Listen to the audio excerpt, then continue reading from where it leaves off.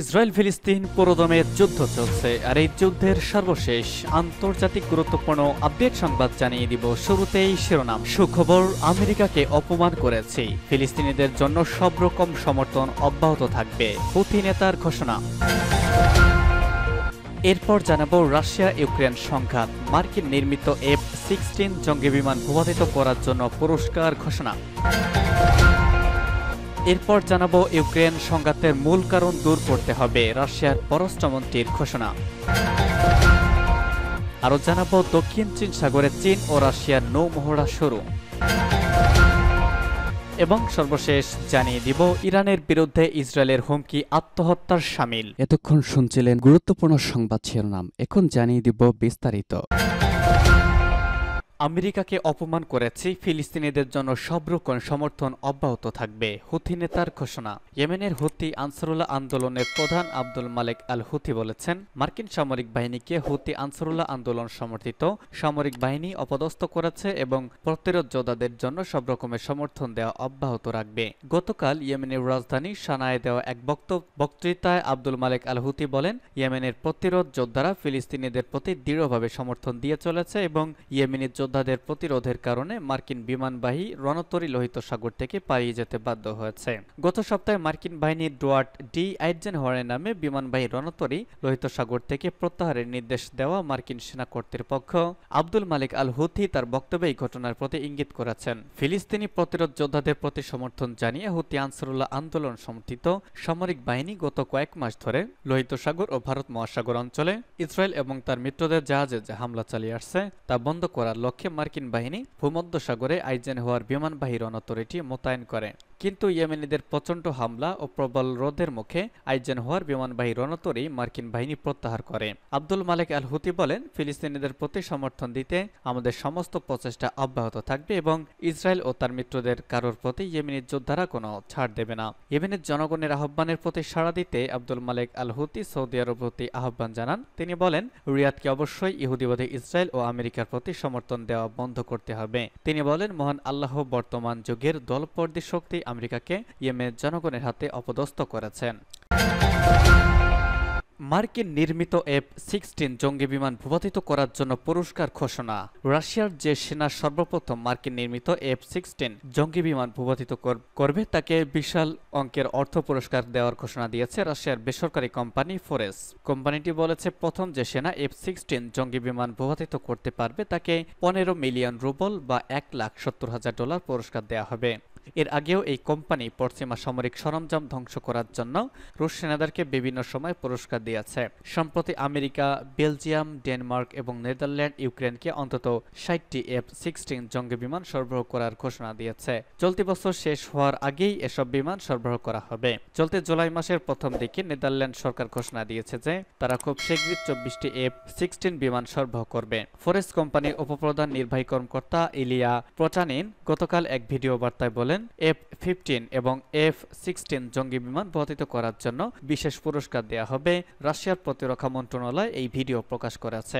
এর আগে ফোরেস কোম্পানির প্রধান নির্বাহী কর্মকর্তা সেন্ট পিটার্সবার্গ আন্তর্জাতিক অর্থনৈতিক ফোরামে দেওয়া বক্তৃতায় একই ধরনের পুরস্কারের ঘোষণা দিয়েছেন। ইউক্রেন সরকার বহুদিন থেকে দাবি করে আসছে যে দেশের স্বাধীনতার সার্বভৌমত্ব রক্ষার জন্য তাদের F-16 জঙ্গি বিমান প্রয়োজন। তবে মস্কো বলছে, ইউক্রেনকে F-16 জঙ্গি বিমান সরবরাহ করা হলেও যুদ্ধক্ষেত্রের বাস্তব অবস্থার কোনো পরিবর্তন হবে না।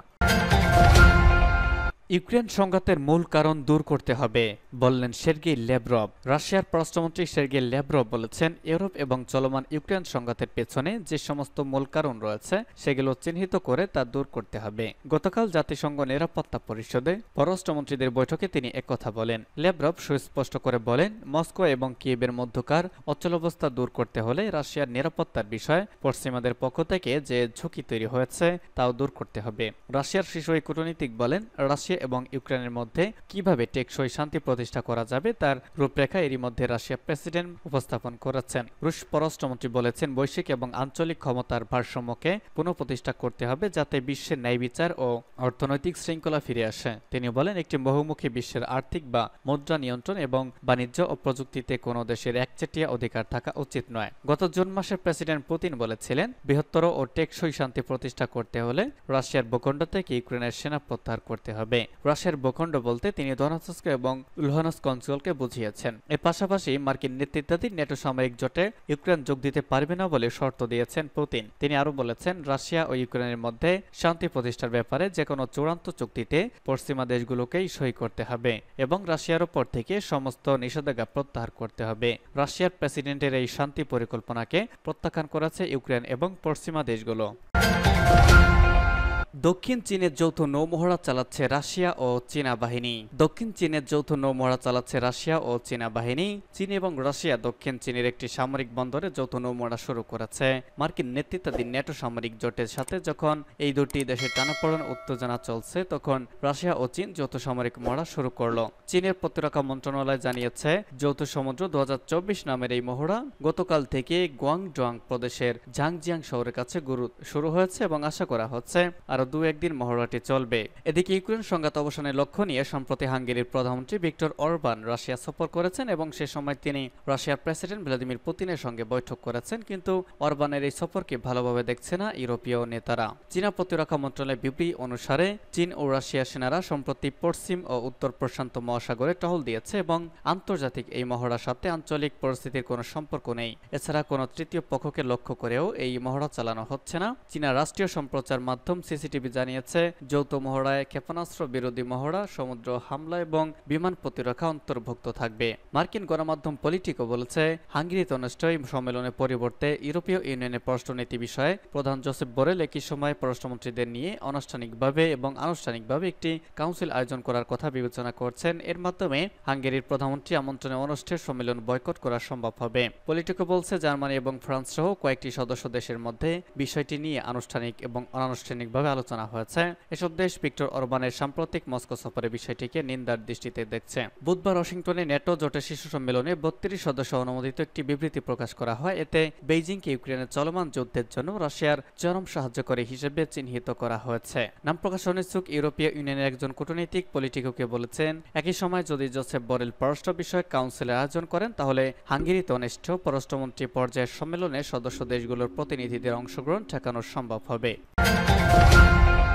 ইহুদিবাদী নেতাদের অবস্থা নাৎসিদের চেয়েও খারাপ। ইরানের বিরুদ্ধে ইসরায়েলের হুমকি আত্মহত্যার শামিল। মিশরের একজন বিশিষ্ট লেখক এবং রাজনীতি বিশ্লেষক হাসান বাদি লিখেছেন, ইরানের বিরুদ্ধে ইহুদিবাদীর হুমকির অর্থ হলো ইহুদিবাদী কর্মকর্তা আত্মহত্যার কথা ভেবেছে এবং অনুভব করছে যে তারা তাদের পতনের কাছাকাছি রয়েছে। ইরানের বিরুদ্ধে ইহুদিবাদী শাসক গোষ্ঠীর হুমকির সঠিক বিশ্লেষণ অত্যন্ত গুরুত্বপূর্ণ একটি বিষয়। পার্সটুডের মতে এই বিষয়ে হাসান বাদি ইসরায়েলের সাবেক যুদ্ধমন্ত্রী এভিডর লিবারম্যানের মন্তব্যের প্রতিক্রিয়া জানিয়েছেন। তিনি বলেছেন, ইহুদিবাদী ইসরায়েলের সাবেক যুদ্ধমন্ত্রী ইরানের বিরুদ্ধে যে প্রতিক্রিয়া দেখিয়েছেন তা থেকে মনে হয় ইহুদিবাদীরা গভীর সংকটে রয়েছে এবং আমেরিকা সহ নেটো সমর্থন সত্ত্বেও তারা পতনের দ্বারপ্রান্তে পৌঁছে গেছে। লিবারম্যান সম্প্রতি ইরানের ওপর পারমাণবিক হামলার হুমকি দিয়েছে। ইরানের বিরুদ্ধে লিবারম্যানের ঐতিহাসিক বক্তব্য অর্থ হলো তেল আবিব ইরানকে ভয় পায়। সেই সাথে ইসরায়েলের অভ্যন্তরে ইরানের ক্ষেপণাস্ত্র হামলার পর থেকে প্রতিরোধ শক্তির ধারাবাহিক বিজয় নিয়ে তারা গভীরভাবে চিন্তিত। তিনি বলেন, ওই ক্ষেপণাস্ত্র হামলা ইহুদিবাদী শত্রু দুটি বিমান ঘাঁটি ধ্বংস হয়ে যাওয়ার ঘটনায় তেল আবিবকে একটি কঠিন শিক্ষা দেওয়া হয়েছে। শিক্ষাটি হলো, ইরান কিংবা প্রতিরোধ শক্তির আগুন নিয়ে খেলা করো না। ইহুদিবাদী ইসরায়েল এমন সময় ইরানকে হুমকি দিচ্ছে যখন এই সরকারের মিডিয়াগুলোই ইসরায়েলি সেনাবাহিনীতে জনবলের অভাব এবং তাদের সেনাদের মন মানসিক সমস্যার কথা স্বীকার করেছে। ইহুদিবাদী মিডিয়াগুলোই ইসরায়েলি সেনাবাহিনীর বিখ্যাত গোলানি ব্রিগেডের একজন সেনার উদ্ধৃতি দিয়ে জানিয়েছে, তাদের সেনারা ফলাফল শূন্য গাজা উপত্যকা এবং লেবাননের হিজবুল্লাহর সাথে উত্তর ফ্রন্টে অনিয়মিত যুদ্ধে ক্লান্ত হয়ে পড়েছে। তারা লেবাননের সাথে যুদ্ধ করতে প্রস্তুত নয়। যুদ্ধ চলতে থাকলে সামরিক বাহিনীতে প্রচন্ড মানসিক বিপর্যয়ের আশঙ্কা রয়েছে। এর আগেও সংবাদ মাধ্যমগুলো জানিয়েছিল, ইহুদিবাদী শাসক গোষ্ঠী সেনা সংগ্রহের জন্য ফেসবুক সহ সোশ্যাল মিডিয়ায় বিজ্ঞাপন দিতে শুরু করেছে। কারণ হলো, গাজা যুদ্ধে উপস্থাপিত অনেক সেনাই যুদ্ধ প্রক্রিয়া চালিয়ে যেতে অপারগতা প্রকাশ করেছে। এমনকি সেনাবাহিনীতে যোগদানের যোগ্য বহু ইহুদিবাদী যুদ্ধে যাবার ভয়ে পালিয়ে যাচ্ছে। এরকম হুমকি থাকা সত্ত্বেও ইহুদিবাদী শাসক গোষ্ঠী গণহত্যা চালিয়ে যাচ্ছে এবং গাজায় প্রতিরোধ শক্তির কমান্ডারদের হত্যার চেষ্টা চালিয়ে যেতে নতুন নতুন অপরাধ করেই যাচ্ছে।